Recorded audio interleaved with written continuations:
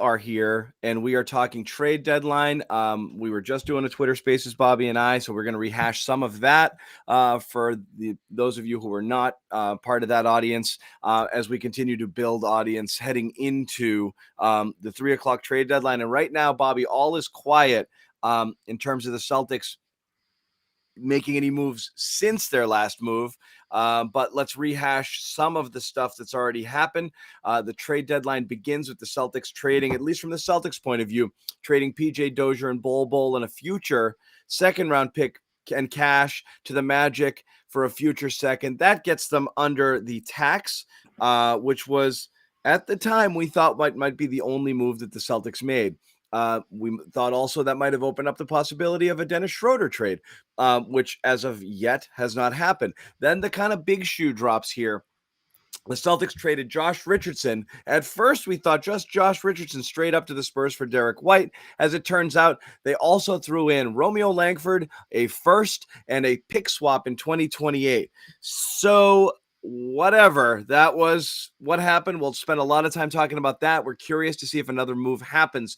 In between those two things, the other huge story, I mean, the huge story nationally, obviously much bigger than anything the Celtics are going to do, but again, to a Celtics audience, that's debatable, is the Nets traded James Harden to the 76ers for Ben Simmons, Seth Curry, Andre Drummond, and 2 first-round picks, which honestly, Bobby, you and I both thought that this trade was going to happen. I am surprised at the haul that the Nets got from Philly, considering Harden had basically signified that I am absolutely done with everything. So that is a bit surprising. We will get to that, but we're going to start with the Celtics because, again, that's what we're here to do, and we want to. This is a landscape-altering deal, this Harden-Simmons one. I think makes both teams, especially if Harden re-signs in Philly, better for the foreseeable future, and certainly better this year, particularly if a vaccine mandate gets lifted and Kyrie Irving becomes a full-time player.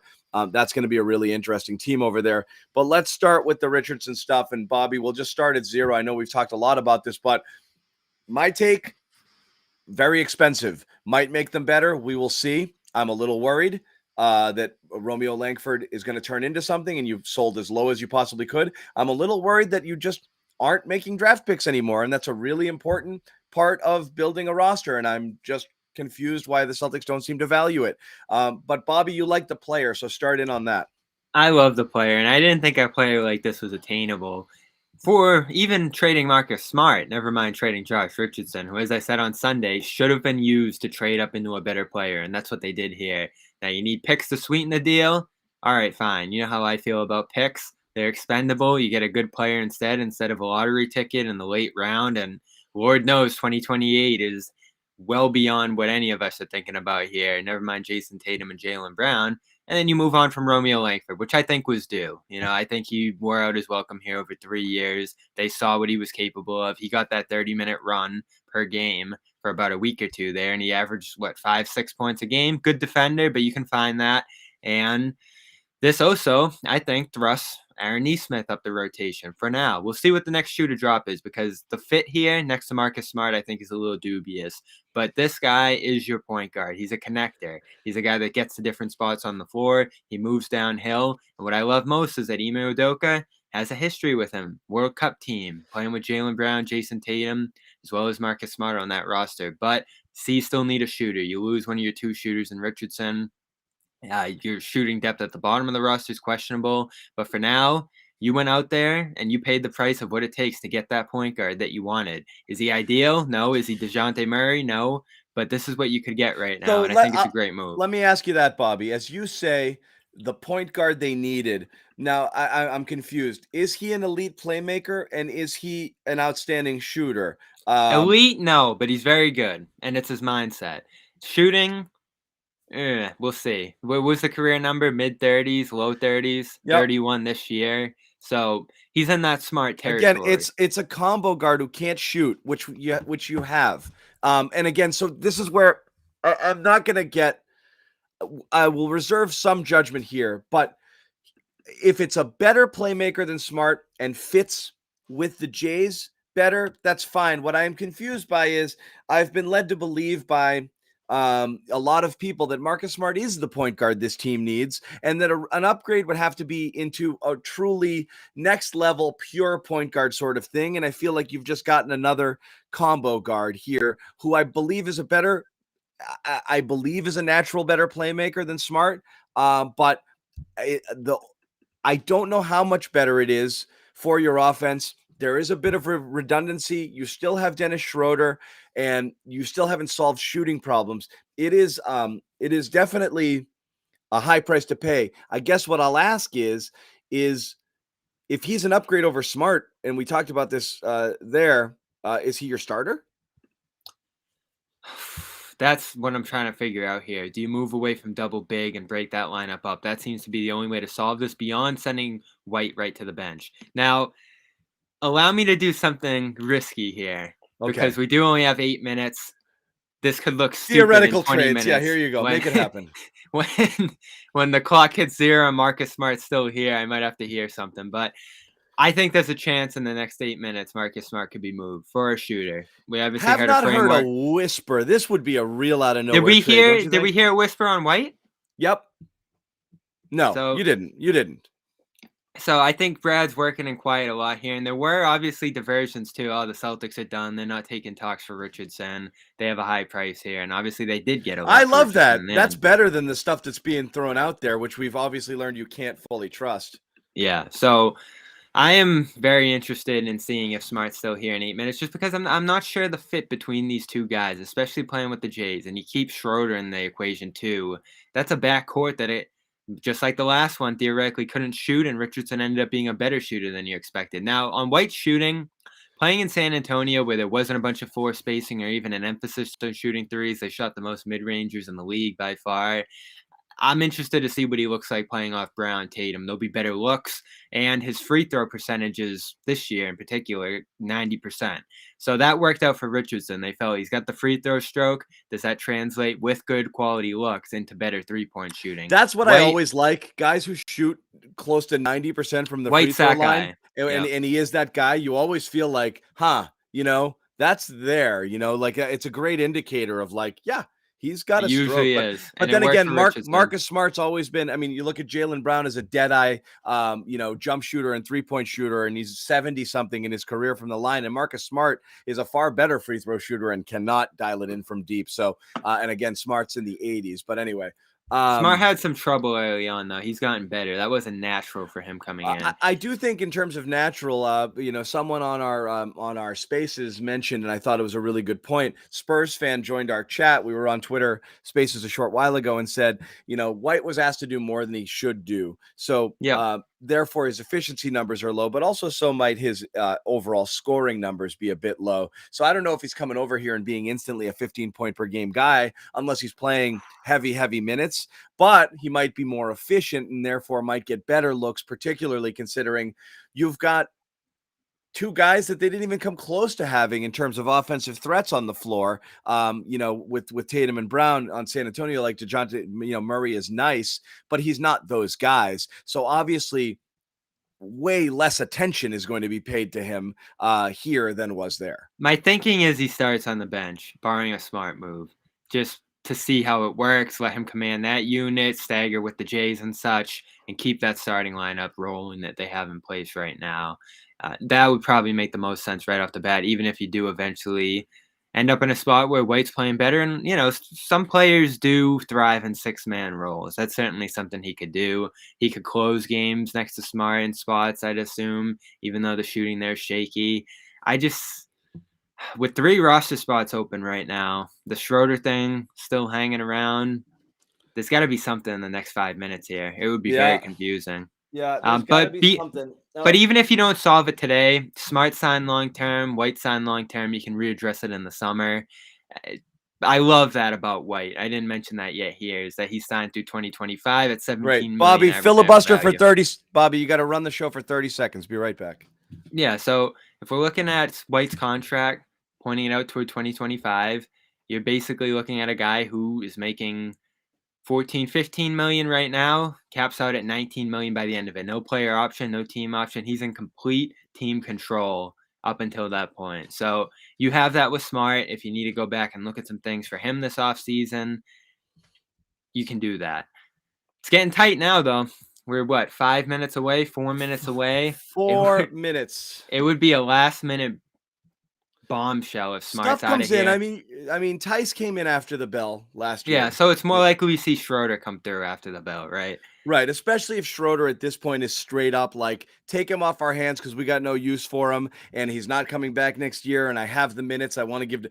Now, what's funny is when the first move went through, it gave you Schroeder leverage because it was like, I don't have to worry about tax as much, and you could have actually looked for an upgrade at the position. Now, Schroeder's just a guy who you don't actually necessarily want to give minutes to, because you now have another person coming in at the point guard spot who's not an asset for the future. So now it opens up the possibility of taking on a really low salary and a second-round pick. So Cleveland has Schroeder interest. I know you didn't like the package that would theoretically No, but I mean, back. that was, again, if you believe you've upgraded talent in the White move, then you can trade Schroeder. I wouldn't be stunned if they traded Schroeder for not anything that's going to help them. For depth, yeah. I saw Cam not even Reddish, not even depth, just relief. like deep depth on the roster. Stuff Deep, that's not going to play until you. If depth is too deep, Bobby, it's not really depth. No, it's not. We're talking Dylan Windler. I know. Dylan Windler's interesting. He's been hurt a lot early in his career. He's a guy that can shoot the ball a little bit, play a wing spot.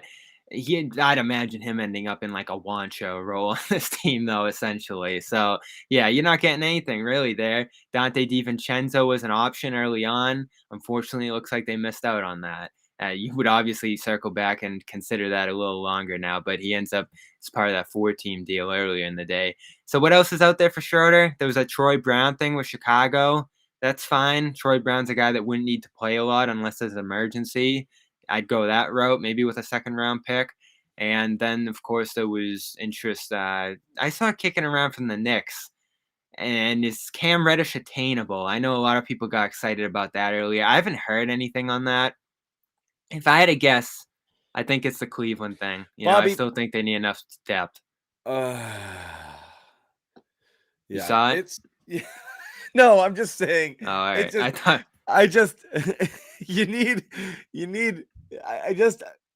You were really, I don't know where the shooting comes from. You were at the point. This is where I'm trying to get at. You were really lucky.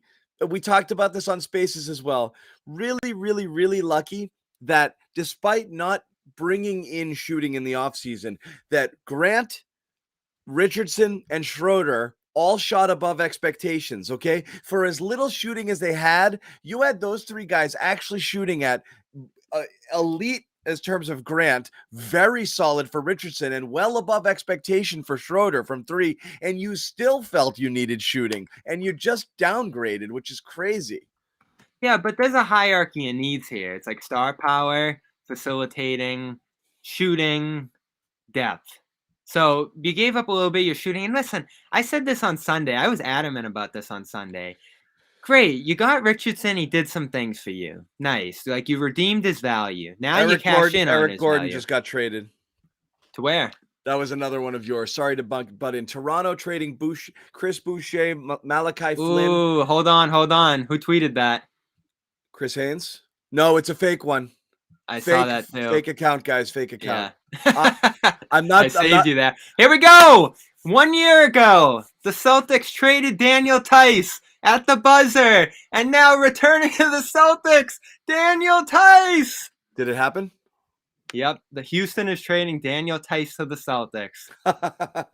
I will not throw anyone under the bus for that information. So the person apologizing to me right now, you do not have to apologize. I jumped on it. Are you kidding? Is Daniel Tice coming back? I jumped on it. I'm owning that one. Don't worry about it. Is that really? That was in my trade piece yesterday. Tice, they've had interest in him. They never want to let him go. Stevens was exasperated last summer or last deadline when they pulled out his starting center from under him. The question is Tice going to start over Rob now?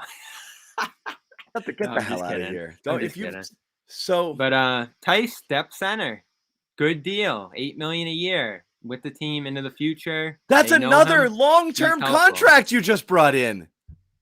Let's see what they gave up. Didn't he sign for 4? Yeah, I believe so. So Dennis Schroeder to the Rockets. There's your Dennis Schroeder resolution. Schroeder out, Daniel Tice back in. Not bad. But man, there are some loose ends to tie up here, aren't there? Oh Where's my Ennis God. going? Where's the shooting? Ennis is going to CPAC is where he's going. Yeah, you might see an Ennis Ennis will be a release. dump. Yeah, they have about. All right, so you got $1 million in room right now. Oh no, So this is interesting too. Tice makes about $8 million. Tice makes 8 versus Schroeder the 5. makes 6. There's no way they did this without the money working. No, you got 1 under, so you had room to do that, and it's about 3 under if Brown doesn't make the All-Star team, which he's probably not. So this just squeezes in under the tax, more or less.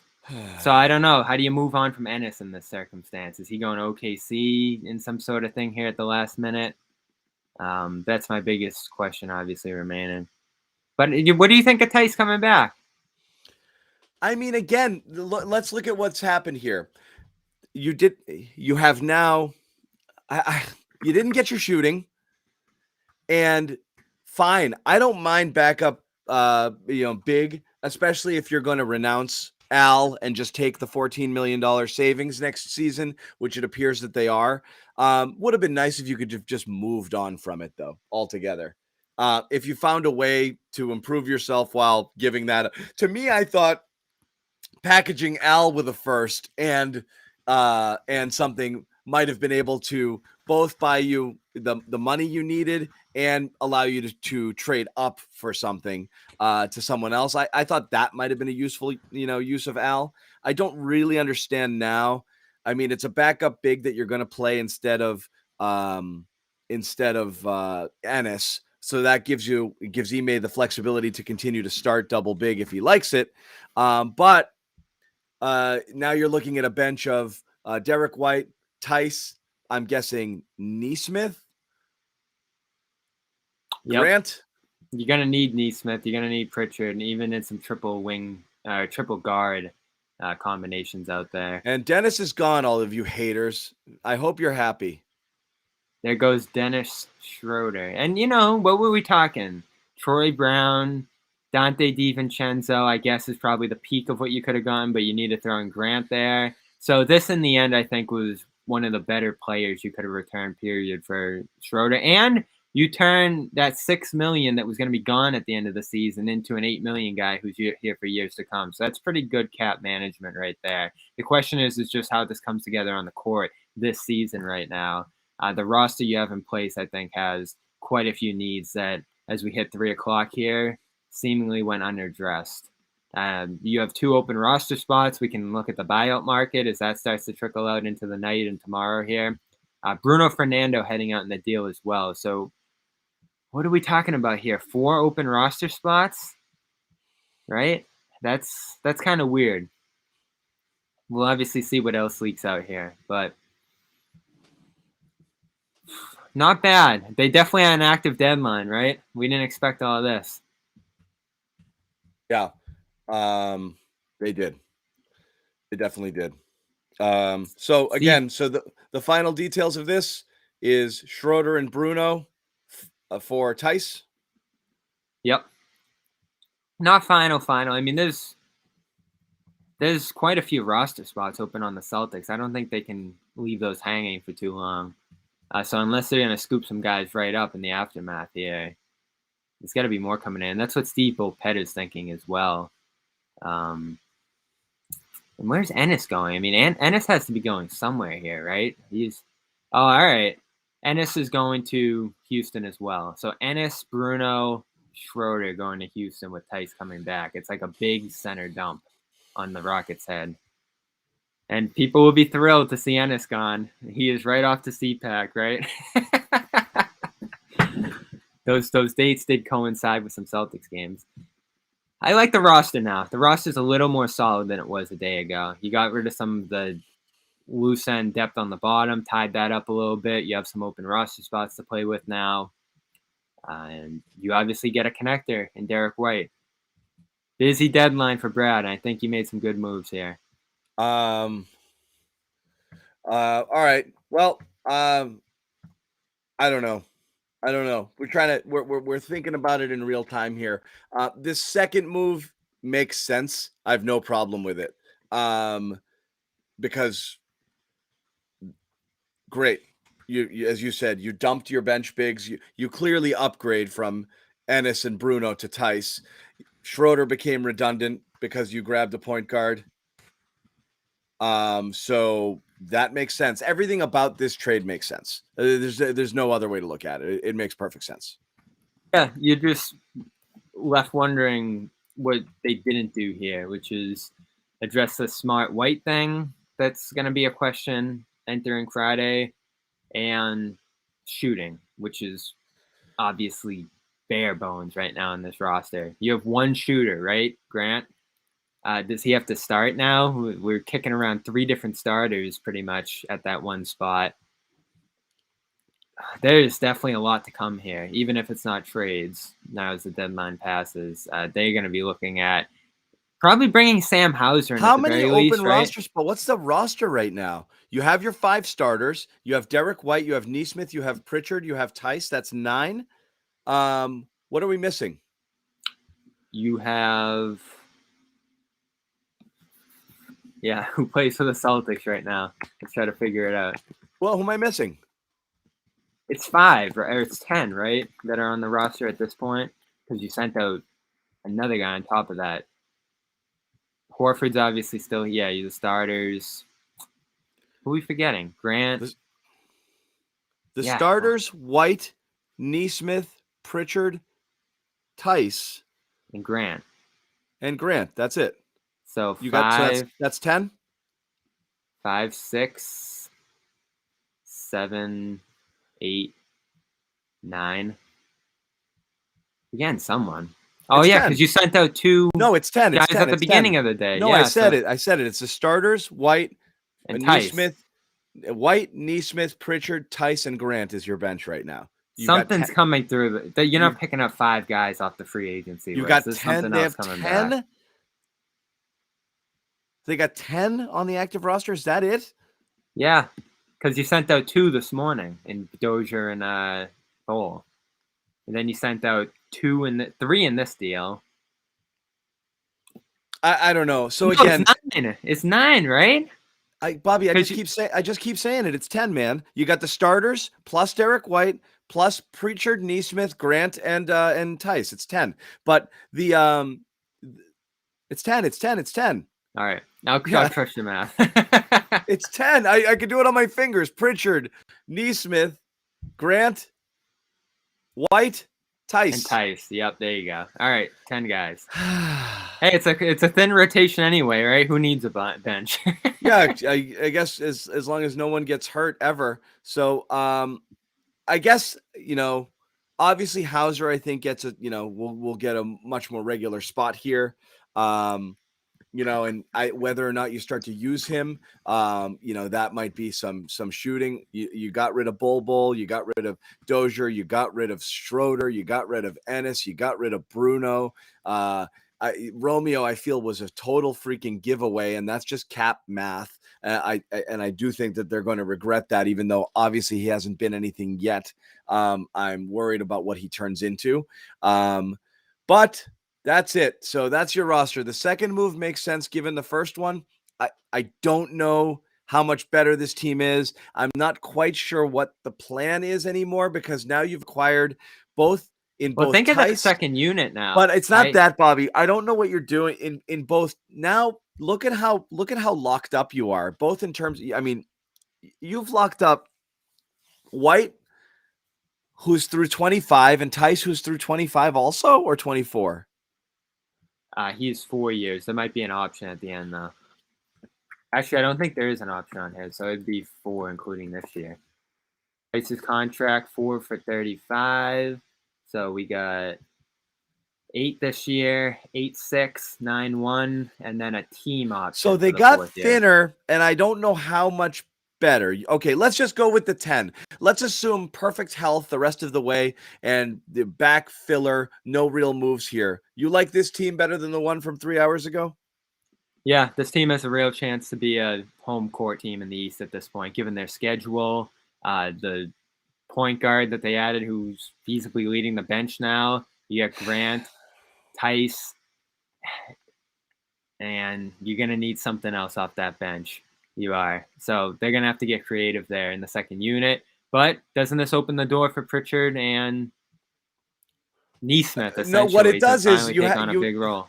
What it does is you have some salary filler for future trades. If you were to package, say, White and Rob together for a potential third star, next year, or Smart, that you're running out of picks. I really wish you didn't friggin' toss away another first here. But again, this is what pissed me off. And again, I know people in the chat are judging Romeo for what he is today.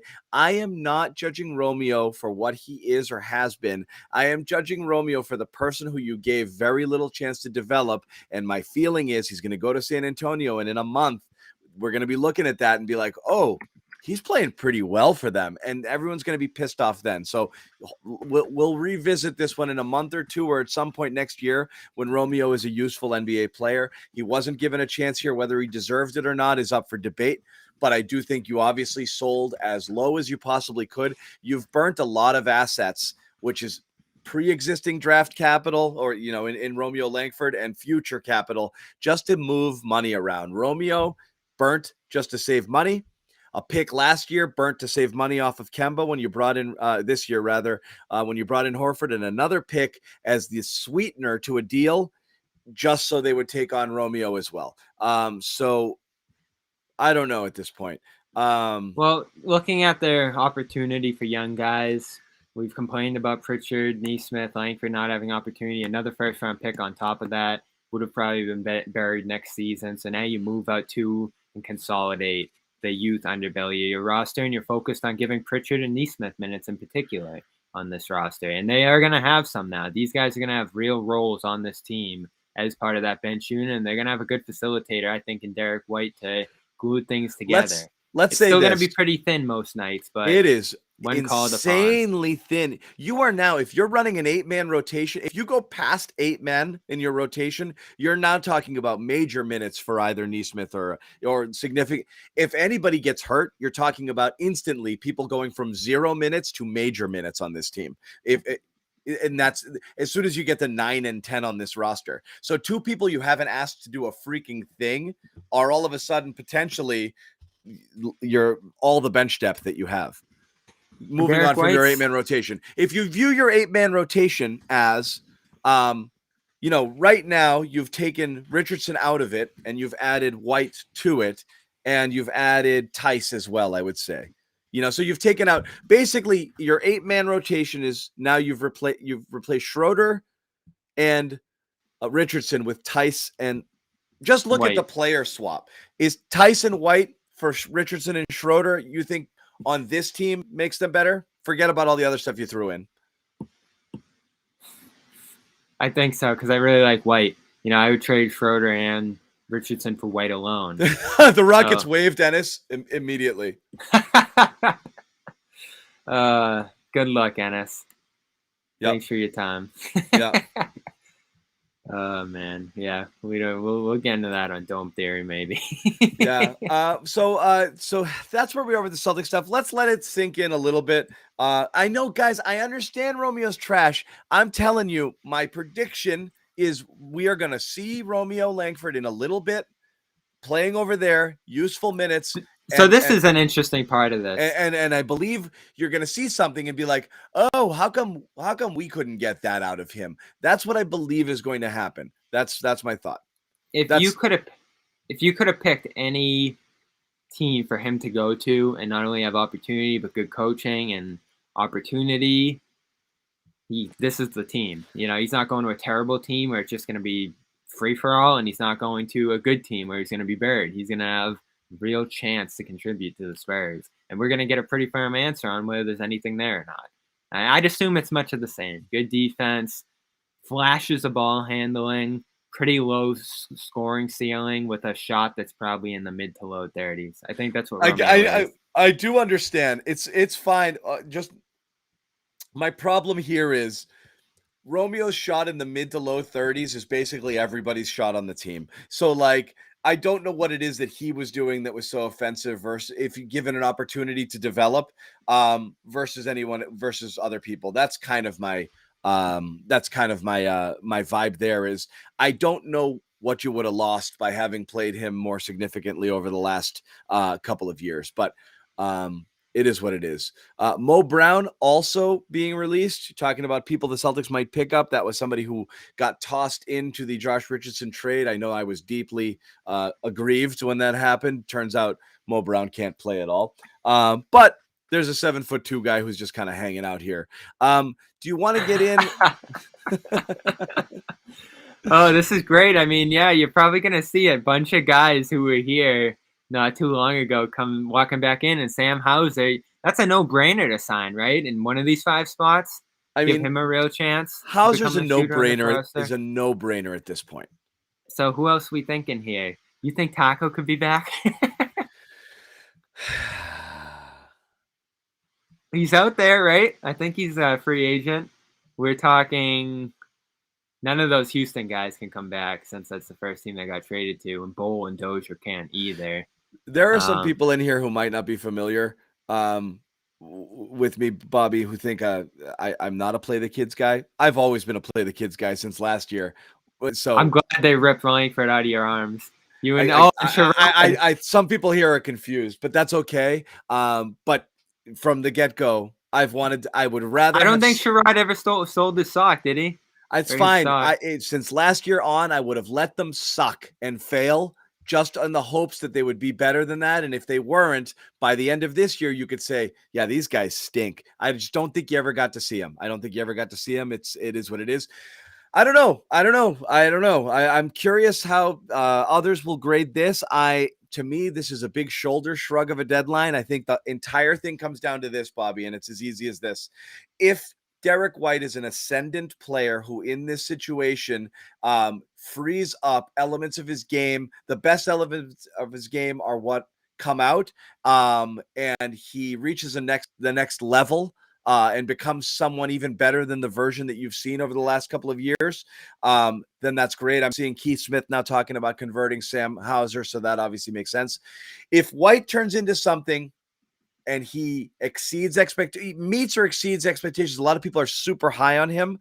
It's a win because you're not going to look back at the price of things. You're not going to say if a decent pick got taken at 18, 19, 20, we know the value of those picks. Realistically, those are fringy sort of guys. Every once in a while you get hits. I just think the Celtics were due, and I do think they needed to stack up a few first rounders because they've missed on so many, but they're not doing that. But it really all comes down to Derek White. So what are your expectations of Derek White?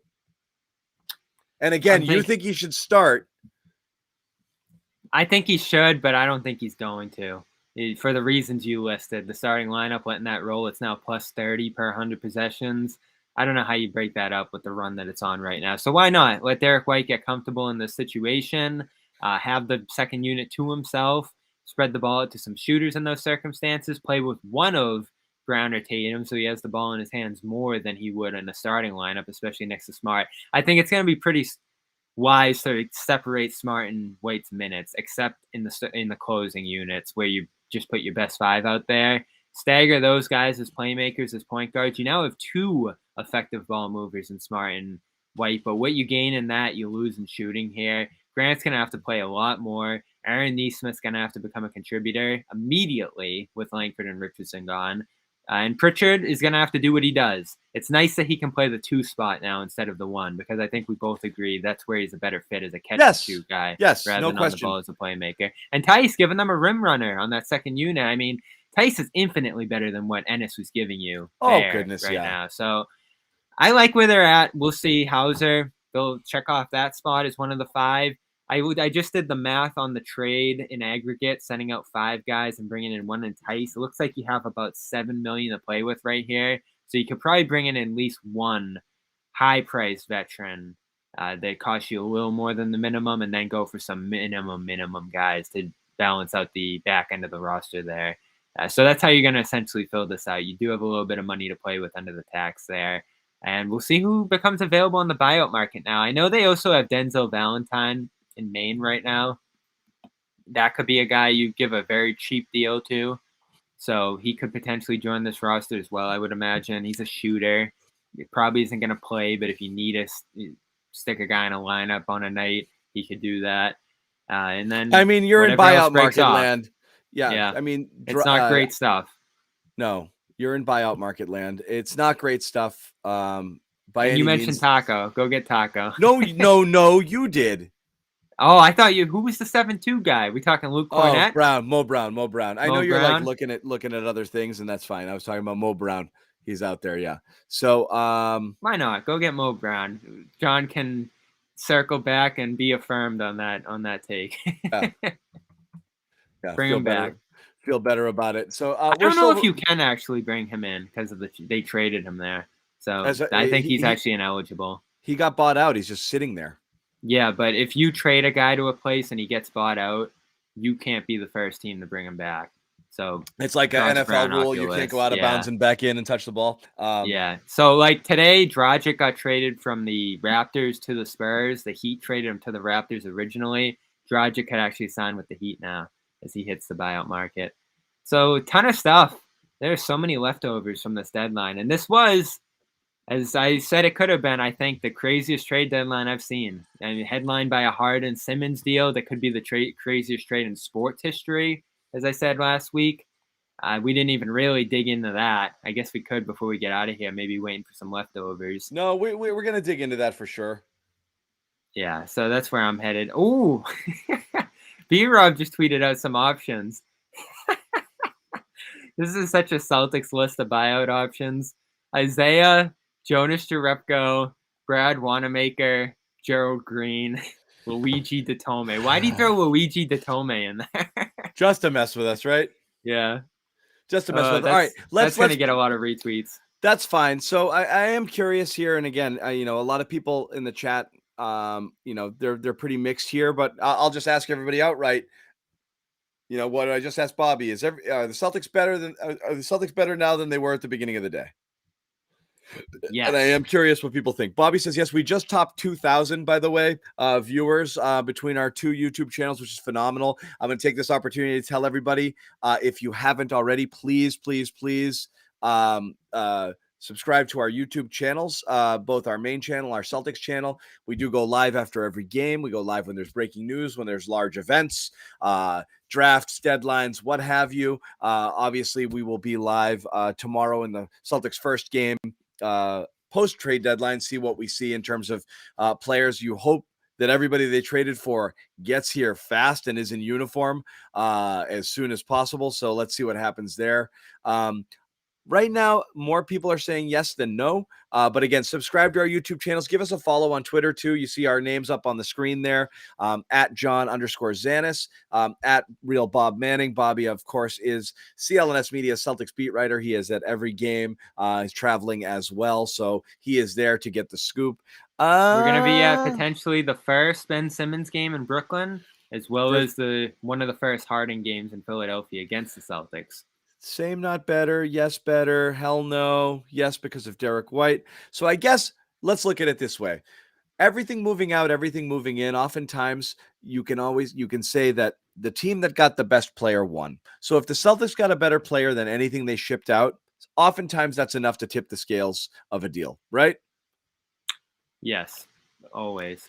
And that's why I don't mind giving up picks. I don't mind giving up young stuff. I do, only because you use them for other things. Don't worry. To me, it's consolidation. To me, the pick is not whether or not it has tremendous value to you now. It's whether or not you can use it for something you need more later. When you give them away, you just run out of options and ways you can better yourself. Look at the Lakers, right? Like, there's teams that are like, I'll trade you a first round pick in 10 years because that's the next one I have of any value. Like, that does make a difference. So I do think when you keep burning them, you don't have anything else to throw in when you do want to kind of, go into the future and make something, better. So, so it's I'd say it's 2-1 yes, with a bunch of people saying medium in terms of whether I think it's better. What the people don't like is that you don't have shooting at this point that's left over. And I think I think people think you overpaid too and have a little bit of bitter taste in my mouth. I think that first trade was an overpay. So I think two And things I do people should. think what I said earlier, Bobby, what bothers me about that first trade is I believe you can make it without having to have given as much, but you gave that much because you needed to move salary to stay. If you weren't worried about the tax, if they weren't worried about the tax, they'd be better today. Can you say that unequivocally?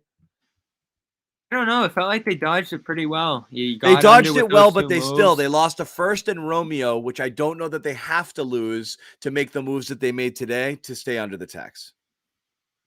If you keep And him, again, we're not talking about these guys. Please don't misunderstand that we think the number 18 to 20 pick in the draft and Romeo Langford are going to alter the franchise. It's just possible future assets, depth, whatever you have it, that was just tossed into the but don't fire. you like the fact that Pritchard and Neesmith have a path to playing regularly now? They might not play every night. They might not play a lot every night, but they are right at the doorstep if they can claim the opportunity. So if you can truth serum, Brad and Ime and say, what's the reason you made the deal? And they say, uh, if they say it outright, we think Romeo's trash, and we always have, but he was useful because he could defend a little bit. But honestly, we didn't want to play him because our bench scoring sucked, and he just made us worse. And I really do want to get Neesmith more minutes, and I want to get Pritchard more minutes. And there was no way to do that with what we had right now. This will help that, and I think Derek White is going to be a star. If they believe all of those things, then you put faith in the management that, okay, they're behind the scenes, they see things, and they're doing that. But if that's not the real spin, and the real spin is, look, we tried to get some piece we liked, and everything else after that was just what we needed to do to remain under the tax because that was super important to our owner. So we realized we probably killed our depth and gave away more than we needed to give away. And I really didn't want to dump Romeo, but we did, and it was the only way to get this done. Then the second version is bad. And that's what I mean is it's hard to really know what they think and why it was included. It just looks to me like they kind of burnt a lot of assets to get a lot, they burned some stuff to get a little bit better. Yeah, but that's If they consolidation. did. That's consolidation. But you can consolidate without, if you removed the tax and it wasn't as big a concern and they were okay to go a little bit over into it for the best team, I do believe they'd have more assets. Well, let's right think now. about the future things that this could bring in. So this offseason, I would think cut bait with Horford. You eat that $14 million to get $12 million in savings. That brings you, I would say, 12 plus 12, about 24 under the hard cap. Yep. So that might be enough to squeeze a guy like, let's say, Jalen Brunson into this. I think you would need more room to do a Bradley Beal type thing, but who knows? Maybe Brad Beal opts in and you make a deal for him without the limitation of the hard cap. But you're obviously well enough below the tax that you're not getting hammered with tax in a deal like that. So I think there's a pretty straight path now to keeping Horford with the team this year, which I like. I still think he was giving you enough to warrant keeping him around. I wrote about that this morning on Celtics blog, the case for keeping him around. And then your savings are probably more valuable to you on that partial guarantee than it would be for other teams, because other teams are just taking on that money. They're probably not saving a ton of money in a deal like that. So this is a forward-facing move to some degree, too, in terms of the savings that this can get you under the hard cap to go after a guy like Brunson or anybody in a sign and trade this offseason. And then you address Smart again in the summer. That'll just continue to be a question with this team. Feels like every summer, every deadline for now, I'm fine with it. I thought there was maybe an opportunity here to flip him for a shooter. A Kevin Harder deal would have made more sense to me after a Derek White deal. Yeah, I mean, you were hopeful. Had that conversation. It seems like, these are hard moves to do if stuff comes together late. So unless you almost needed to do one, like the clock really starts ticking. You needed to do one of them 2 days ago to have any chance of starting to, it becomes, I mean, think about all it's a major move to move somebody like Smart. And I don't think those things come together fast. So I don't know how you do I'm sure the White one was tough to get done too. It was probably like, oh, all right, we need a pick. Oh, can we protect it? Oh, can we do the 28 swap? I'm sure there were several steps to get there. Yeah, the 1-4 swap makes it sound like, first it was lottery protected, then it was whatever, so like, I mean, Celtics fall into the lottery here because a thing or two happens. That pick's going to hurt. It really could hurt. And I know it's not a great draft. And I know some people are like, I don't give a crap. The middle of this draft is crap anyway. Fine. So, that's fine. But Another year that I don't have to study the draft. That's good for me. I know. It's funny. That means it's another year I won't watch a lick of college basketball. I'll just ask you if that guy's good. It's not a great draft by all accounts. So that's another bonus moving out of this one. And a swap in 28, who knows? I mean, you might be worse than the Spurs in 28. Who knows? So, or better than the Spurs in 28 still. That's what you would hope. So yeah, that's just a coin toss, and it doesn't mean anything. If you it's scary. Tatum around. It is scary. I'm not thinking 2028 yet. So I know, but those are the ones where you're like, oh my goodness, that's the number 3 overall pick. And you look back and you're like, that's the worst trade in history. Like you don't know now, but it is trouble if Brown and Tatum leave. But at that point, you're screwed anyway. You know what else it does? It really, I mean, when that happens, it affects like a process. You know what I mean? Like how hard is it to go into the process? Like the Nets, how hard was it for them to tank to get better? They couldn't do it. You had to take on money. You had it was so hard. Diamonds in the rough. Yeah.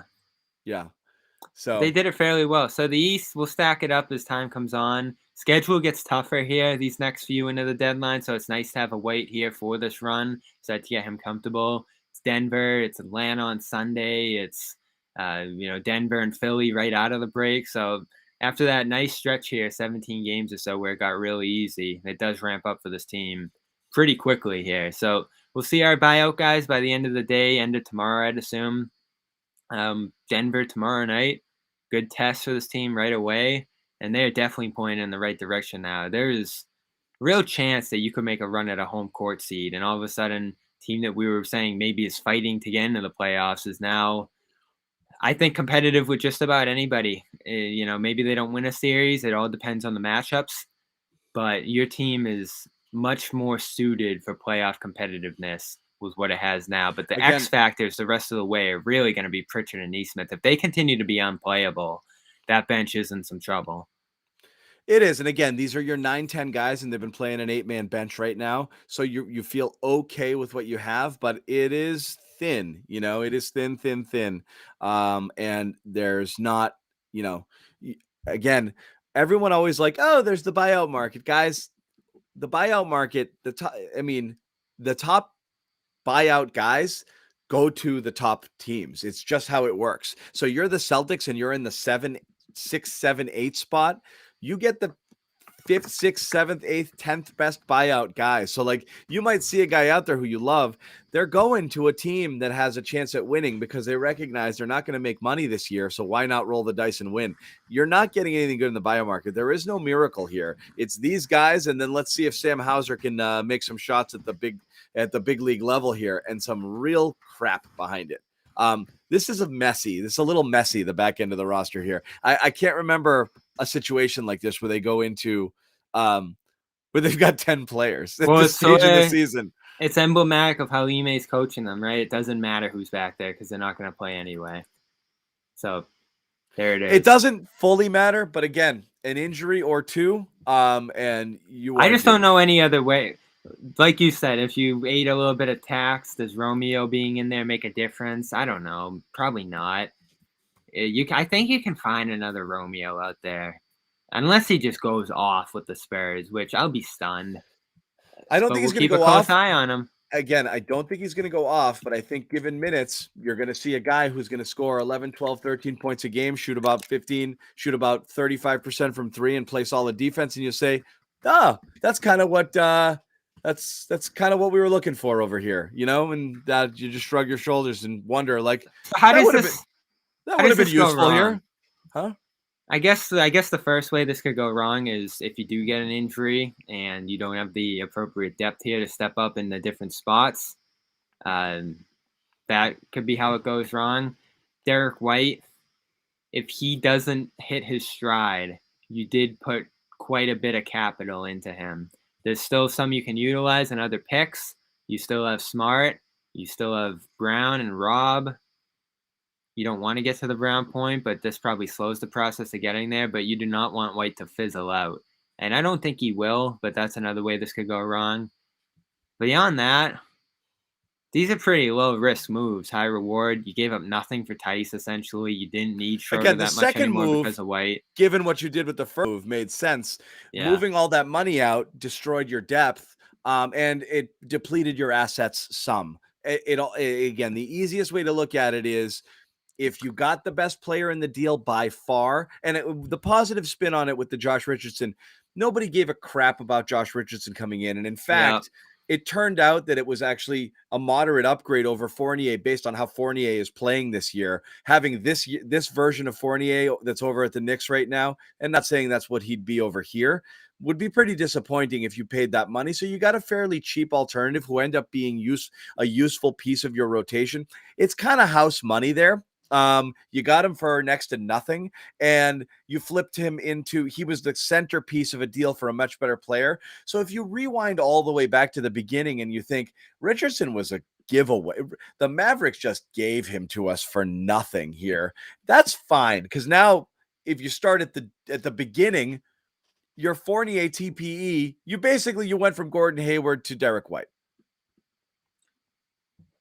Right? Yeah, I guess they used the TP on this one, right? So yeah, it's a good usage of it. It's better than Fournier and you went from Hayward to Derek White, kind of. Like that's kind of what happened there. Because which is fine. I mean, if you go back to that day, Fournier, you bring in Richardson to replace what he gave, and then you kind of got your way over there, and that's where you're at with it. If you go back to that day and say we're trading Hayward for Derek White, Hayward's leaving, White's the compensation, you feel a lot better about that for sure. It took a long time to get here. You lost Tice. You finally get him back. Isn't it so funny how Brad's reversing so much of what Danny did, like directly? The Cantor dump, bringing him back. The Tice dump, bringing him back. Did Javonte Green get back to town somehow at the end of this here?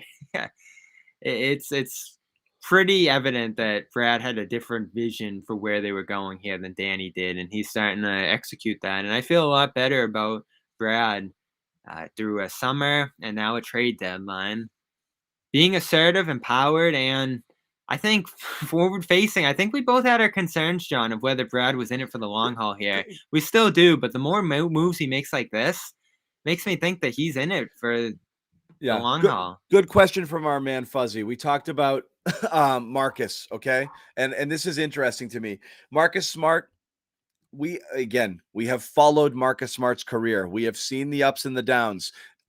We have seen stuff that makes you want to rip your freaking eyes out. And we've seen what we've seen over the last 6-7 games, inspired play. Now the spin on Marcus is not the spin, the people who are very pro Marcus. This is given the opportunity. This is the guy he could always be. He just had to be given the reins and everybody had to get the F out of the way.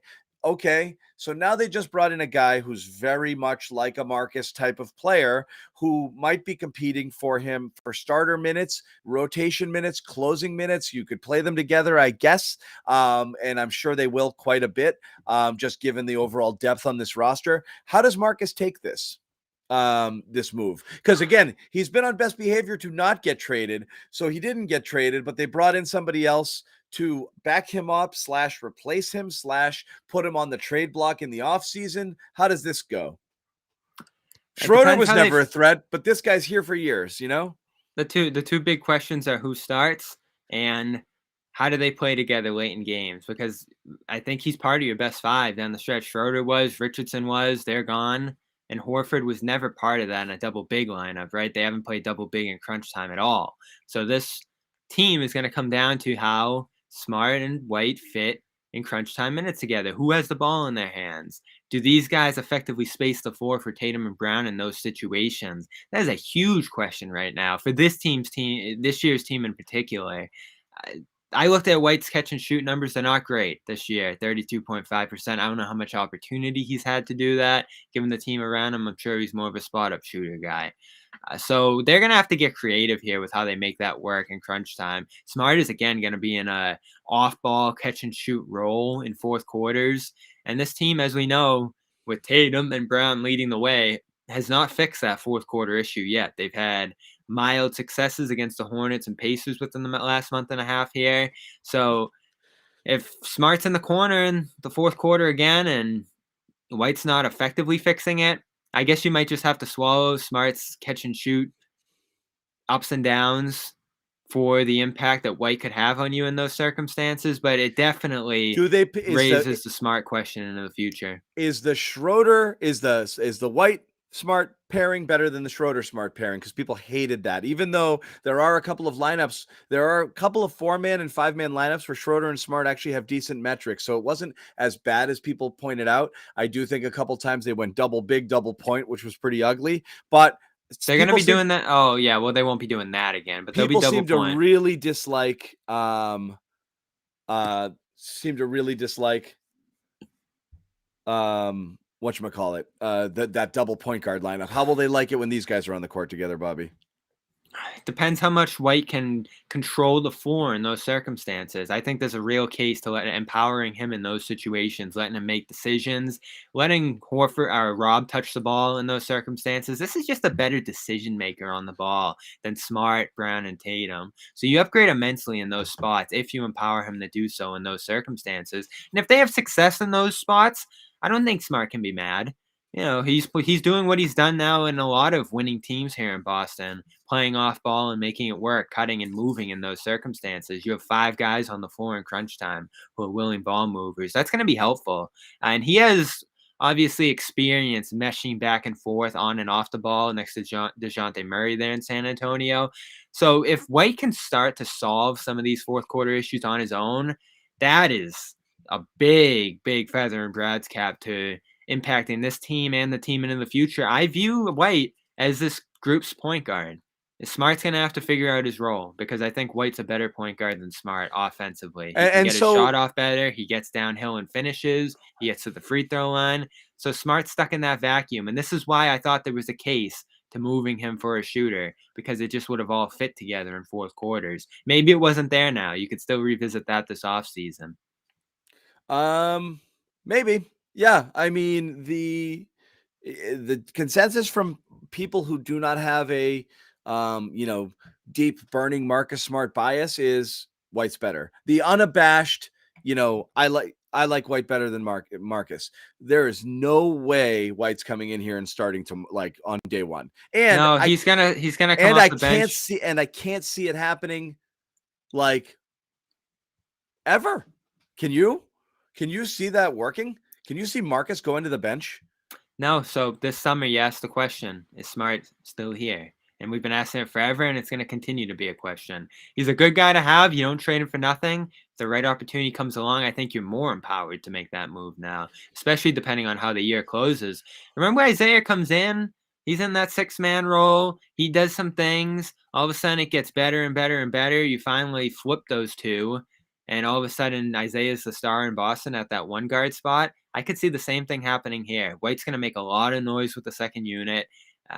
There'll be a discussion by the end of the year of where that's going. But if the starters continue to succeed in the opening minutes of games, the people will be fine with the setup there. This offseason, do you have an opportunity to move Smart for something really good?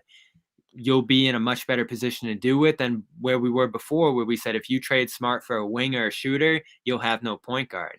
Well, now you have one in White to fill that gap if they end up flipping Smart for something else. And now that Smart's going to be a perimeter player essentially again, I think there's going to be a much stronger case to do that. I don't know what was here at this deadline. Like you said, when the White move gets made, it's 90 minutes out from the deadline. Did you have enough time to put together something that made sense in that small gap there? Probably not. So this summer, I don't know. If you want to move up in the draft, you could use Smart for that. If you want to go get a shooter like Herder, you can do that. And if you want to package Smart up with future first for another star, you could try to do that. There's a number of ways that this team can add a star this offseason, though, now, which is good. Unless, of course, you think that White is that star and and again, I think he's more of a connector. He's a glue guy. I don't think he's a star in the making. Right. So, that's the thing is, again, nobody's lamenting the loss of Richardson is straight, he played well. They got good stuff out of him. I just don't know that this was the exact type of player you were looking for in this move because you were looking to improve in one area specifically. And if your improvement is a guy who you think maybe is slightly better than your starting point guard, but isn't going to start in place of your point guard, you've upgraded from Schroeder to White, which is a significant upgrade, and he's around long term, which is something that they maybe wanted. And that's, I guess, the best overall way to look at it. And you burnt a pick and you burnt Romeo here. So I don't think anybody's going to lament the loss of Richardson here. I think Richardson was a surprise and a guy who you weren't counting on for a ton, who was playing fairly well with these guys. The thing with Richardson was it looked like teams were starting to get interested in him as a player, and he did start to have value beyond what you thought when you brought him in. So, always curious what else was out there. What else could you have done? I just don't know that White was neither that elite type of point guard nor the shooting help you necessarily needed. He's kind of like, Marcus. He's the best you could do. He's the best. Yeah, I know everyone was like, "Well, why didn't they go get Murray?" Because you couldn't go get Murray. I just don't know that it was the needle moving move. I feel like it was as you said, maybe the best talent, regardless of need or position, that they felt they could get with the pieces that they were willing to move around the board. Well, like I was just talking about, the best part right is that might be the best way I can look at it. Yeah, and the fact that you didn't have to trade Smart for him sets you up to move Smart for something else in the future. So you gave up less in terms of players. You gave up bench players for a starter, which I think is always a good way to trade up and consolidate. The picks are sweeteners that you're more concerned about than I am. We'll see what ends up happening with them, but I don't think this team's in a position. I don't think they were in a position to wait on that kind of help. They need to get something a little more forward-facing now that can help them now too. And I don't know, does this have any impact on the Brown thing? A couple of weeks ago, we were talking about him asking out this summer. Now, all of a sudden, is this a better situation that he gives more time to? There was always a debate about whether or not that was about his role or where the team was going. I do wonder, could you have the Schroeder thing is interesting. Could you have held out and fleeced a team on Schroeder? Like if there were teams out, because right now what I think is going to happen is I think Schroeder's going to get friggin' bought out or waived, right? And then he's just going to get to go somewhere. So any of these teams who might have been knocking on your door looking for him and willing to give up something of value, you didn't really get that. And it was Milwaukee. And now he's just going to go wherever he wants. The question is, what's a better team right now? Tice and everything you have in place here, or DiVincenzo and everything you have in place here? That's a good question. And you'd be minus Grant too, of course, because I think that's where Milwaukee was holding out. You probably lean this. Grant was never going in that. I don't think Brad was ever serious about that. Again. You probably lean toward keeping Grant in play here. But would Tice? I would have been more. Let's say that Tice is fine. But would you have been happier with the Schroeder DiVincenzo package than this? Not with Grant, but if you could have found a way to just do that closer to straight up. Absolutely. I think so. You can go find a center to play the backup minutes. I think so too. I think DiVincenzo is a guy you might have been able to turn around here. I think that was probably the plan. I got a couple people saying Tice. They like Tice better. Strange. The plan was, you see how this team's coming together now and the shooting that it's missing. The plan probably was to bring DiVincenzo in here as the wing shooter, and they just couldn't get it done. So you see how that comes together a little bit better than what they ended up doing with Schroeder. But here you end up getting the second best talent that was probably available. I do have some bad news for the Tice backers out there. Tice, who was knocking down threes at an acceptable, he was with the Celtics, has been about 28% since he left with the two teams, Chicago and Houston. Again, somewhat limited sample size. He's only played 26 games for Houston this year, but he was playing a lot of starting minutes for them now. Yeah. He started 21 out of 26 games. He's averaging 22, 23 minutes a game. With Chicago last year, he averaged about what he averaged with the Celtics here, and he did fine for Chicago, but the three-point shooting has been down since he left Boston. So again, you've got another kind of one of the neat things about Tyson is last year here, it's the memory of the guy you had. Same way you remember Al Horford knocking down threes at a more consistent clip. Tice has not been doing that since he left here. So again, certainly huge upgrade over Ennis. He's playable in multiple lineups. Jason Tatum's gonna, his average is gonna go up, 4 points per game just based off the Tice seal alone. He's happy to have that back, I'm sure. But I don't know what else you're getting there. It certainly is an upgrade over Ennis, but I'm really excited. I would have liked the DiVincenzo package better, I think. So I I'm know not a Tice guy. I don't know. I think by the end, I'm gonna be honest. I think by the end of this Tice deal, you're gonna be like, is there any way we can get off of this Well, he's the freaking backup, contract? I know, isn't but he? I mean, what are you paying here? It's $9 million a year for the next 3 years. Like, I don't want this. I don't That know. is a little high for a backup. I don't get it. It's just, this is a team that's picky with money. I don't get this at all. Like, I don't get. It's holding the cap spot. So you had Schroeder I at know. 6 that you couldn't keep. Yep. You ramp it up to It's 9 because you stacking. This saved is on, yeah. but you're trading a guy that someone has to hold for 3 years at that price, Yeah, but it's better than losing it outright. Losing Schroeder for nothing would have been tough at the end of And the yes, I year. know the Tice seal started getting called on Tyson, that you can't really do that anymore. But yeah, I don't know. It is a salary, but it's a salary that someone has to eat for a while. It is, but he helps you now, potentially fills the gap when you get the savings on Horford this offseason. You're still kind of paying for your sins with the Kemba thing in a lot of different ways here with the money you're bringing on and the way you're managing your cap to minimize that hit less and less each He's year. basically, he's now your backup instead of Al when you renounce Al next year, I assume, right? Yeah, so you're going to pay 14 to Al and 9 to Tice instead of 37 to Kemba. So there was no way to like magically escape from that Kemba cost. You were going to pay for it one way or another down the roster for years to come. When you make a mistake with a signing like that, you don't magically escape it. So that's the kind of price you're paying to get off Kemba still. But it's good that you turned Schroeder, who would have been lost cap commitment, and combine that with Tice, who you can at least keep that dollar figure with. Yeah, you're holding that dollar figure. Yeah, even if he's not valuable himself, he still has some value to you. And you read off all those numbers against starting units. I'm interested to see how he looks against second units because that's where he had some success earlier in his career against in Boston. He did an enviable job stepping up to the starting lineup once Horford left. Now I think he can probably find himself in a system where he succeeded. Play good minutes next to White. That's going to be a benefit to him on the bench if that's where White's headed. And listen, he's not going to blow the world up, but he's going to play good basketball. He's going to rebound. He's going to protect the rim. He's going to roll and finish on offense. He'll hit some threes. Yeah. Tice is a salary. I really think that's it. I think Tice's salary. You don't think he's going to play?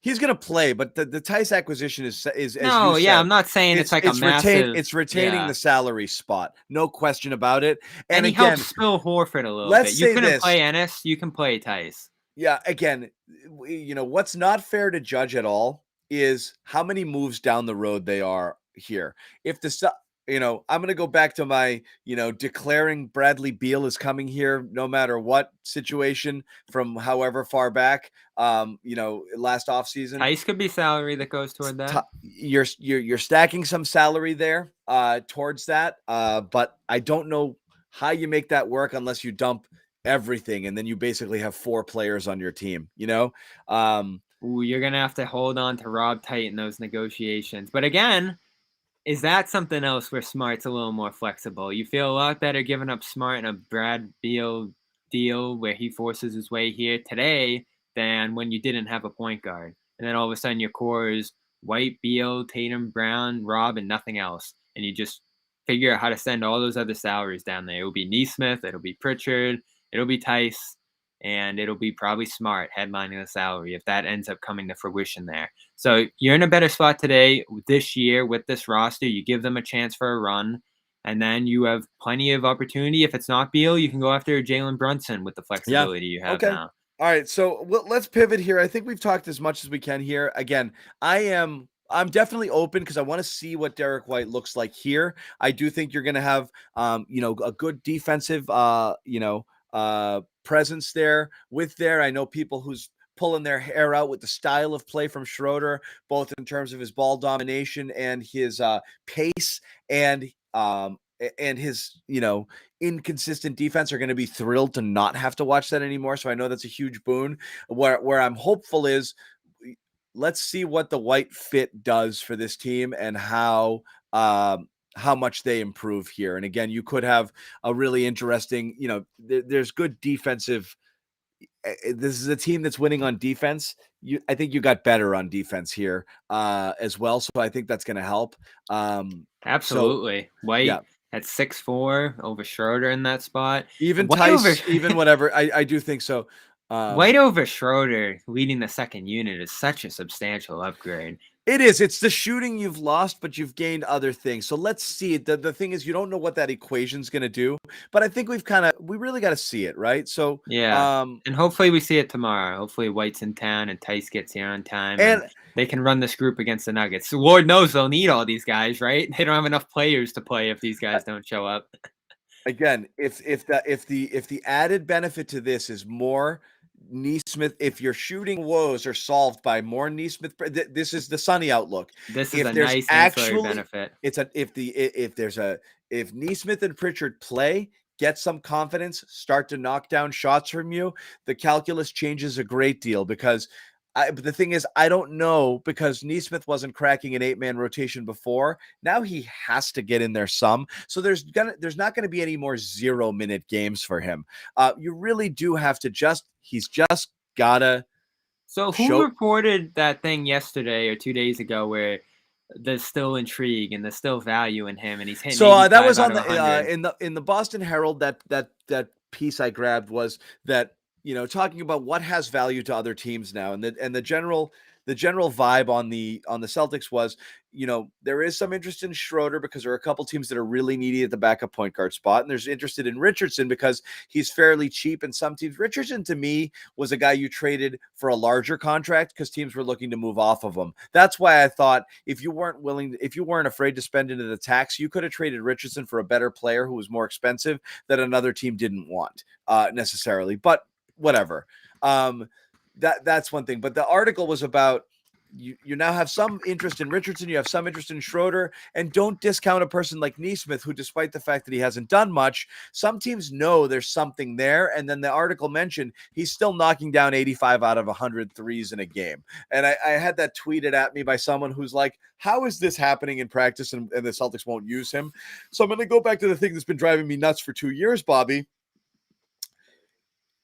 You expect them to suck for a while and to fail for a while in order to be able to be good. I think they gave them very little rope. And I think every time a rookie went in and wasn't playing well, like I said, we've seen multiple times in the last 2 years with two different head coaches, Bobby, where a player has gotten on a little bit of a roll, whether it be Romeo or Nesmith, and inexplicably go to 0 minutes for like 5 games in a row.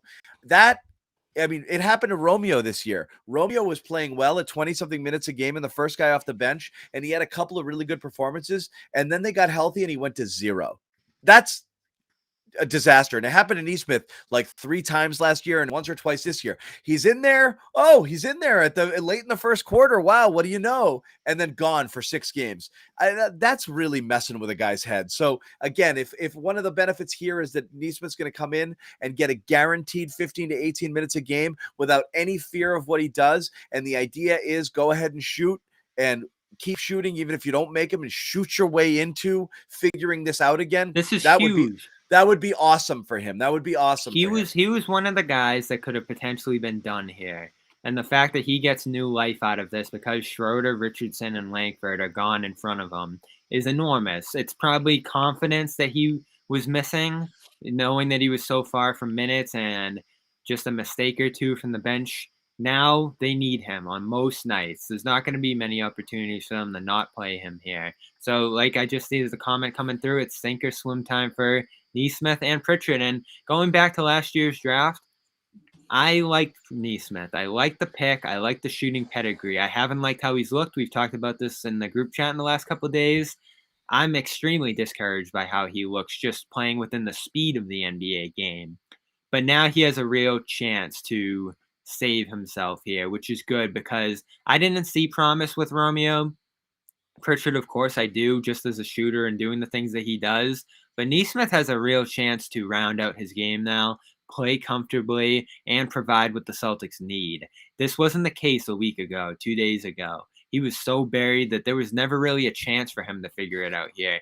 This deal, while upgrading the roster, giving those two a chance is so awesome because you were on the play the kids thing, John.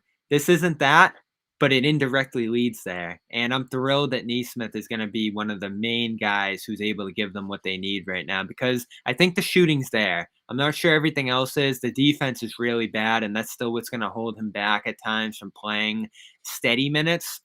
But if he comes in and gets quality looks from White and Tice and some of the other guys that he's going to be playing next to, Tatum staggered in the second units, this is new life for Neesmith's career, and I'm really excited about that because I don't think he stinks. I think the shooting's real. I think he's just gotten a really bad role and catch and shoot opportunities that are life and death. 1-2 shots a night. That's always been the issue. So now he's in the a much first better one, spot. he's nervous of the first one because he knows he might not get a second or third, and he's just off. He's been off. And, you know, you see him free and easy. I'm going to just pull one play from last game. There was a perfect Neesmith moment last game where I felt like he Do you have video? No, just I'll try to describe it, but basically he tried to do something and in classic Neesmith form, kind of like, you know, got in his own way, you know? And he got a little bit lost with where he was, and he was on the left side of the basket, and he was really out of options, and I think it was low, and he's like, wait a second, boom, stop, pivot, turn, and hit a nice off-balance turnaround, kind of short mid-range jumper, which was like, that's like what scorers do. It's like, okay, I'm in this spot. I'll just do this because there was no pressure and it was late in the clock and it was late in the game and it didn't matter. And you see that when he's kind of playing free and easy, he can do some scorer things. We saw him in Summer League putting the ball on the floor and taking it to the basket. He does not have high-level NBA handles yet. It's an area he has to improve. We obviously know that. But I think he's just playing so freaking tight all the time that all he's trying to do is the energy stuff. And then hopefully if he catches a ball to shoot it, but he's just thinking too much. So any way we can find a way to get Neesmith to a point where he's not freaking out all the time is good. The problem is they're playing a short rotation. He's still the 9th or 10th guy. It's not a guarantee of a lot of minutes. He's still got to make the most of them. But if there's an injury or something like that, or a load management situation, he will be thrust in there and play significant minutes.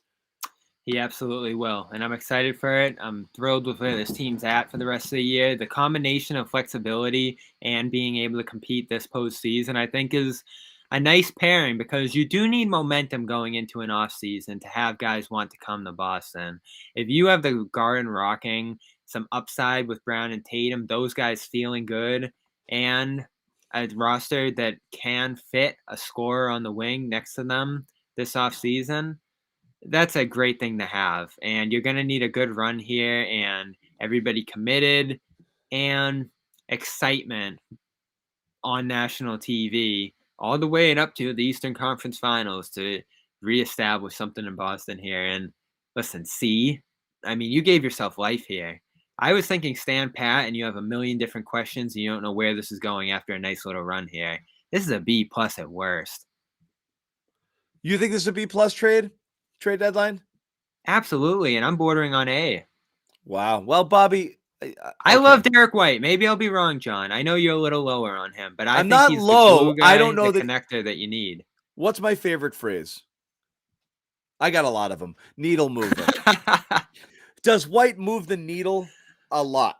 No, but I don't think you've had the chance to get that now. And you needed two. Remember, I've talked about several steps to getting back to contention. You need a glue guy and a connector, and you need a needle mover. One move wasn't going to get it done. So I'm not talking about third star needle mover or whatever. I'm talking about a clear-cut guy who comes in. Like, you could have a person who comes in and is your third best player and isn't a star because the drop from the Jays down is significant. You know, Rob is ascending, but he's still incomplete. And Marcus Smart, we've thought and have said multiple times, Marcus Smart, I think, is best served as a bench player who comes in as a jack of all trades. And I truly believe if you looked at all of the best teams in both conferences right now, Marcus Smart would be coming off the bench for all of those teams. So your team is better when Marcus Smart can come off the bench, which means you need more talent in that starting lineup and people who can do the things you expect them to do, a true point guard, more shooting. I don't know that you got that here. So that's what I'm talking about is you didn't take somebody and slid them in clearly in a talent hole up above everyone else. Do you think he's the third best player on this team right now? No, Rob is. Still Rob. Yeah. but they're doing different things. Of course. Rob's the anchor of the defense, which is obviously the identity and what's going to drive winning here.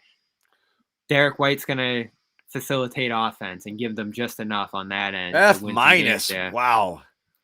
I don't know what people wanted, and I see people mad that Richardson's gone. I'm so glad I'm not mad about that at all, Bobby. That's not my thing. Here. That's not mine at all. It's not that. It's everything you threw in on top of that, which to me, again, I believe Richardson and something gets that done. But I believe you paid someone. You paid the first round. I hate paying people to take things from you. I hate that. So you would have just done Richardson for White straight up. Because if San Antonio's like, we're moving on, they're like Richardson making less money and being around for fewer years. You paid them to take Romeo, you know? I guess. Well, they wanted Romeo. Do you feel better if Romeo's in front of Neesmith and Pritchard? It's less about that. It's, again, I always wanted to develop the talent to either have them be good for you or be worth something in a trade. And only after you figured out whether they have value or not. You were running out of time with Langford, though. Today, that was hard to do. Everything that led up to it, this is the mistake that was made by the organization, which was you have to develop them to either be able to sell them for something of value or so they have something of value to you so you don't have to go overpay for other talent. They didn't do that. So you just gave them away. You sold low. If they are certain Romeo Langford is a bust, certain, they've watched him and they would say unequivocally, this guy's never going to be anything. I would have cut him if I didn't trade him. Fine. But if they got rid of him just for money and they're thinking, geez, I hope Romeo doesn't turn into something, then that's bad business. That's what I hate about it. You never found out, and you sold low and you paid someone to take him. That's what I hate. Sometimes you got to just admit that it's not working and move on. And that feels like what they did here. That's the thing is you're correct. And so is everyone in the chat saying it's not working. He hasn't shown anything. However, they didn't give him enough opportunity. Yeah, that can be true. But now you got to make this decision. Yeah. Both can be true. They made the decision. They can live with it. But I hope they made it because in their opinion, Romeo was trash, not in their opinion, well, we're not using him now. We're not using him now, and I need to get rid of some money. That's the move I hate. Let's just compare Langford and Neesmith. You look at Langford, there's some nice baseline skills that are there. He's a better player today, but he was blocking Neesmith. And Neesmith, there's some skills you need a lot more in his game than in Langford's. And there's still some upside there, and there's time. You have 2 more years on his contract beyond this one. All right. We've been going a bit, Bobby. We haven't spent a second on the Harden trade, which is crazy because it's such a massive trade. I couldn't believe when it finally Celtics fans, let's hang out here and just a little bit talk about this. This is so interesting just because deals of this magnitude in the middle of the season never happen, right? No. So this was a big one. And it did. You and I both thought it would happen. I was questioning whether or not Philly would have to give as much as they did, which I am surprised that they did. I'm surprised that I assumed that Curry was going to be the bargaining point. So Curry, but also the 2 firsts. And, it could have been a combination of a few different things. It's quite a bunch of stuff here that they got, but that's fine. This is one of those, even though I think Philly gave up a little more than I thought they needed to get this done. This feels like a win-win for both players and both teams. And it's a big loss for the Celtics. Yeah, both teams get a lot better here. Maybe not immediately for Brooklyn, but they now have their core set up into the future. The 76ers are the East Power, right along with Milwaukee, so there's no real path to Boston sneaking into that East Finals game unless the seeding lines up in such a way that the Nets and the Nets and Sixers would be fun, but Sixers and Bucks line up round 2. That would be what really breaks up the conference and would essentially be the NBA Finals in my mind. I don't think a team from the West is going to win the Finals this year unless the Suns really hit their stride and something breaks their way. So Philly, no brainer. This gives you a chance right now to win a championship, which Embiid earned. They absolutely should have cashed in on Simmons right now, got that cloud from above their head, and paired two of the, let's say, best 10, 15 players in the NBA together, which is the formula for success. There's some fit concerns. Embiid's not as much of a roller as he is a short roll scorer, face-up guy. So there's some questions there, but I always thought this potential, going back to the Rockets, Simmons, Harden negotiations, had a chance to be something of a Kobe Shaq light. Not the most seamless fit in the world, but guys who are just two larger than life scorers, have all the gravity in the universe. Harden, being a great passer, can find Embiid in his spots, and you still have the defense and a little bit of shooting around them to get this done. Harden's had a down year. How much of that was just him being done with Brooklyn? I don't think he started done. I think he came. I think he came out. I think it's a little bit of both. He came out in horrible friggin' shape this year. We said it early. I was like, Harden looks terrible. But he knew from day one Irving was not only part-time then, but he was gone then. And yes, there are players like Harden who just play themselves into shape as the season goes on. And but that's harder to do when you get to 33. It's, and you can see it in the numbers drop. The rule change hurt him as well. But now, he's shot his way off of two teams by being a jerk, and now he's going here. And let's not forget, terrible postseason player in his career. Yeah, terrible. So that's something you have to consider here. Philly gets one, maybe two shots at this before he starts becoming a negative value player, and you commit to a long-term contract in him that reaches $60 million by the end of the 2020s. It's a scary proposition, and I'm still very surprised that the 76ers hitched their wagon to this and didn't think of alternatives. That's a big reason they paid such a big price to do this. It's going from 0 in Simmons to even 80-85% of Harden. Ginormous leap in your talent level in Philadelphia right now, and if you win one championship, it's worth it. So it made sense from Philly's standpoint. I don't think there's any way, though, that the Nets don't win this deal on paper. Simmons is a perfect fit next to Irving and Durant. Their defense is much better. He's the kind of player that can establish the defensive identity that they've needed going back 2 seasons here. And I'm sure there's some motivation to get back at Philly for this. And I hope that he takes that on, because I didn't like Simmons. I didn't like his fit there. I am rooting for him to get it right in a different situation. I think the Nets win this one, to be fair. I think Philly wins because you were playing nobody. You weren't playing Simmons. This is essentially a Curry for Harden swap. So obviously they win, being better than they were before. I think the Nets win huge. And Curry, how much does he help out the Nets, who have really struggled? The Nets win huge because he gives you shooting. Obviously with Harris out, that's been a huge concern, and Harris might be done with a second surgery. So, but you have him for a couple of years too. So that when Harris returns, you have those two. You have Simmons playing comfortably in a point forward position instead of a straight point guard position on a floor with shooters like Irving and Curry. And then you've also got a healthy Durant. This team and Simmons playing a small ball 5 on this team with Durant on the floor. This death lineup is terrifying right now. This team got better. I know Harden was great, but Harden was playing like crap.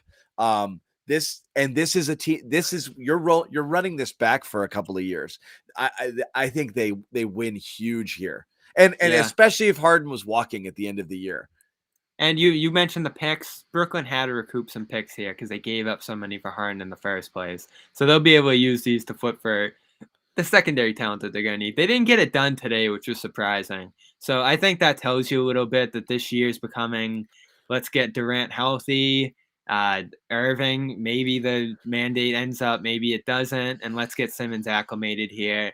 But all of a sudden, this isn't quite a championship year for the Nets. That's what they went here. But there was a thinking, especially with the hamstring incident that Harden had going on for the last week or two here, that this would not have been fun. Yeah, this would not have been a fun ride to the finish line here. And you get Simmons in the door earlier. Let's say Simmons doesn't play this year, which I think a lot of people would freak out if that ended up happening. Why not give him the time he needs? Get him through a camp, get him right. You don't have championship aspirations this year, I don't think, but you have years to come of this core playing together. Hopefully Irving's committed. I think he is. This is home for him. He wants to play with Durant, and that mandate thing will be behind him next year. So who knows when we'll see Simmons, but it's the right forward-facing move for the Nets to give themselves multiple chances to win championships into the future. And if Simmons plays now, they'll be pretty good then too. But Durant, they should not rush Durant back from this knee injury. They should not be paying fines to get Irving back on the floor in a pandemic and, bending the rules there before it's too soon. And Simmons, given the mental health stuff that he's talked about, and I don't want to fully doubt that, but I'm sure it's there with him, let him figure that out and then get back next year. I think he gave up on that once they called BS and stopped paying him. I don't think that's a thing. I think, he took his ball and went home. But two guys that forced their hand in this situation. Ben Simmons refused to play. What a win for Simmons. Simmons refused to play. Now he goes to a terrific situation. We'll see what he does. Onus is on him. He's still the same guy who can't friggin' shoot at all. And, we'll but see. In this situation, there could be games where he could take 0 shots and have spectacular games, which is perfect for him. There was no better landing spot. The Nets improved defensively. It's a really good spot for him. If he's anywhere close to the best version that we've seen. But Simmons wins huge here. He gets out of there. Philly wins at least in the short run because they were done and they messed up that situation to begin with. I am deeply concerned. We've talked about this a lot, Bobby. I never wanted to do Jalen for Harden when you guys talked about it a year ago, because this James Harden this year is the guy I'm worried he's going to be and become. I don't think he's a guy who's going to trend well going forward into whatever. I don't. If you sign him to a 3 or a 4 year deal, I think 5. I think they might go 5. I think you're really pissed about years 2, 3, 4, and 5, not just years 4 and 5. So, we'll see. Let me pull up those Bobby Marks. But I don't know. At this point, you're looking at the Celtics. Like, I can't see getting past either of these teams, and I still don't see getting past Milwaukee. You saw how they played against Miami, albeit a depleted one. But you're still outside the Big Four. Without much question. And that's not even mentioning Chicago and Cleveland. Well, you had no control over that, and you were to begin with, so you did the best in your own power to start moving in that direction today.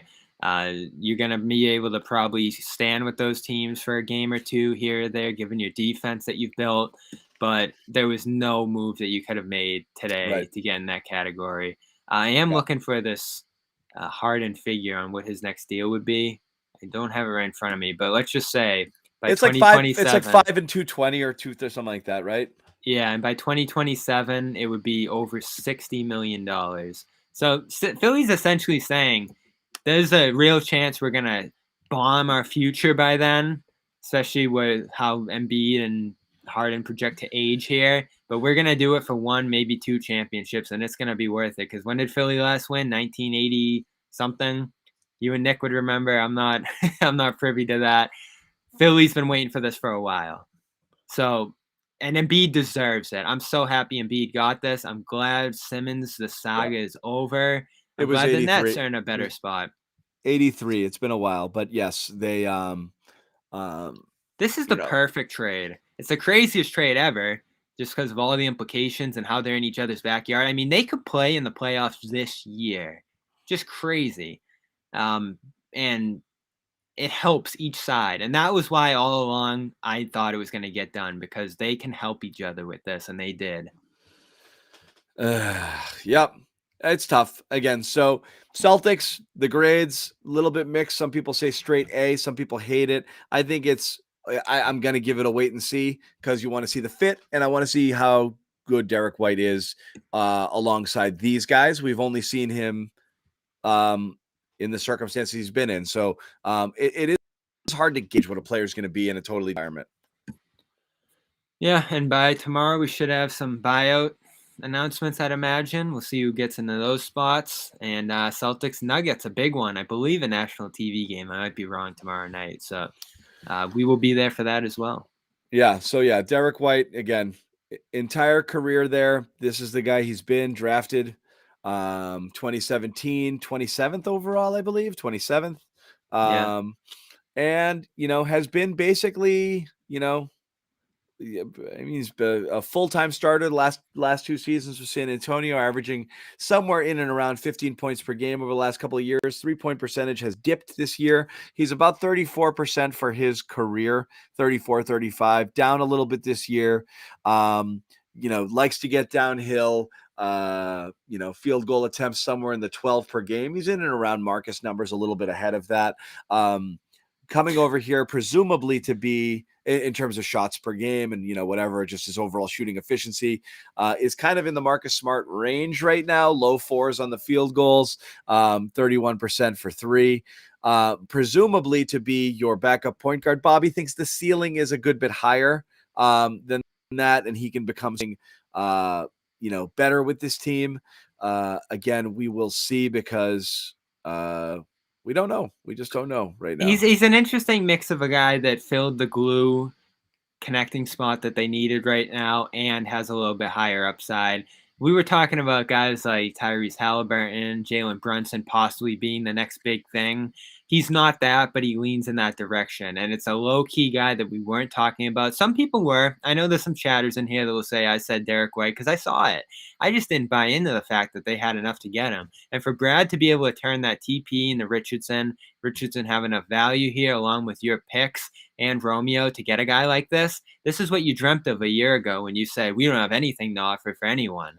And now you pull this deal off with your own pick that is a very late round pick. You do give up a pick swap here that could have implications deep into the future. That probably was the deal breaker here. And you essentially just trade a couple bench guys for a guy that is a starting caliber player in this league and gives you a lot of things that you need. So I'm thrilled about it. The second I saw it, I was so excited because I like this player quite a bit. I like the Spurs pedigree. It's a reason I like Ime coming here to coach this team. That's just good stuff coming out of there. And that's all the more reason to like it.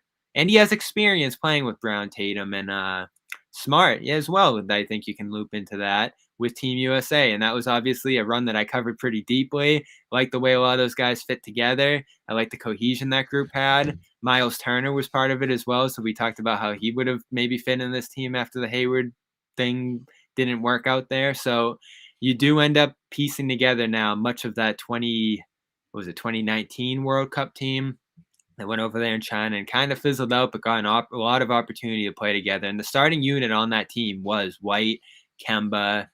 Smart was off the bench, but it was Brown, Tatum, and Turner. So White, Brown, Tatum, those guys played together a lot during that summer. Yep.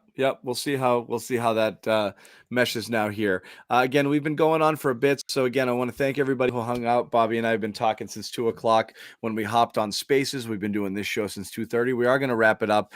Do want to let you know, should anything else change, should there be any major news, should there be a deal that leaks in super late, we'll jump back up here and we'll talk about it. In the meantime, we do want to tell everybody you can absolutely follow us and please subscribe to our YouTube channels if you haven't already.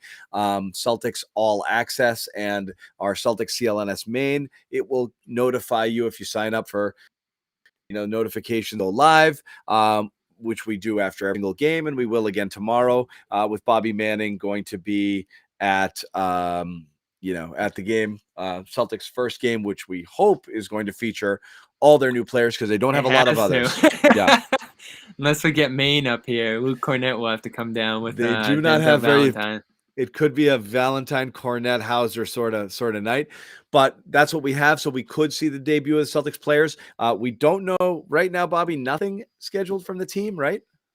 To speak. I was looking. Yeah, I don't see anything. Normally Brad's going to talk on the radio tomorrow for sure. But yeah, normally we might get something tonight. Normally teams do something. We don't have anything yet, so we'll see. But it is customary to have a post-trade deadline. They got to fill those roster spots first. So but he's probably still working right now. So there's probably a lot of things going on. So at some point we may hear Brad's take on all of this. His first kind of major set of, a lot of wheeling and dealing for Brad in a very short period of time. You said Hauser's going to be joining the roster. Keith had said that they're going to convert him to a full contract. That's good. I like that a lot. I think you have to. He was dropping 30 bombs in Maine, shooting like 44%. So it's another person. Again, you're talking about shooting. You have it theoretically in Neesmith, which we haven't seen it yet. But with him, Pritchard, and Hauser, those are three guys who the thing they do is shoot. It's a question of can they do it here at this level with whatever people you put around them. But that's the shooting on this team. If you're going to be able to unlock it, you have to find a way to get those guys to be useful. Wrapping everything up, couple of trades. The big haul is Derek White. I hate how much they had to give to make it happen. I believe most of it was motivated with staying under the tax. I think you could have improved without having had to sell Romeo and a first-round pick. It may not end up hurting you if Derek White turns into something spectacular. Bobby grades it as an A+++. Like I said, please. B+. A++++. Like I said, guys, thank you again so much for hanging with us. Middle of the day, really great audience, massive numbers here. We'll try to hop on to another Spaces for those of us who joined us over there. That was great. It was fun to hear from you guys. We'd like to hear from you more. So we will do that again for sure. But as we said, subscribe to our YouTube channel. Give us a follow here on Twitter at Real Bob Manning, at John_Zanis, and of course at Celtics CLNS for anything we do in the future regarding the Celtics, which again is quite a bit. So we're going to wrap it up. Thank you, Bobby. Final takes here. Fun deadline. A lot of stuff happened. Quite a bit.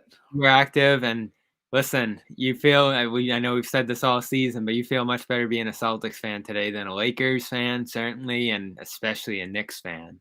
Those teams did nothing today, and they needed to do things. So feel good about that, I guess, even though you're not at the top.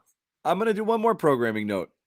We are accepting interns here, not only for this current semester, but for the summer. If you are a college student and you are out there, even if it's someone who is not in the Boston area, if you're in the Boston area, great. But if you're not, and you are interested in a CLNS Media internship, email us info@clnsmedia.com. Once again, info@clnsmedia.com to apply for an internship. Must be in college in order to do so. So again, by all means, do that. And as we said, subscribe to our Celtics All Access YouTube channel for all our exclusive content, including breakdowns of all of the moves, post-game reaction, and all of that. Plus all our terrific podcasts, which include Bobby Manning's Dome Theory and A. Sherrod Blakely's A-List podcast, Celtics Beat, Cedric Maxwell, all that good stuff. We are going to wrap it up. So thanks again, guys, for joining.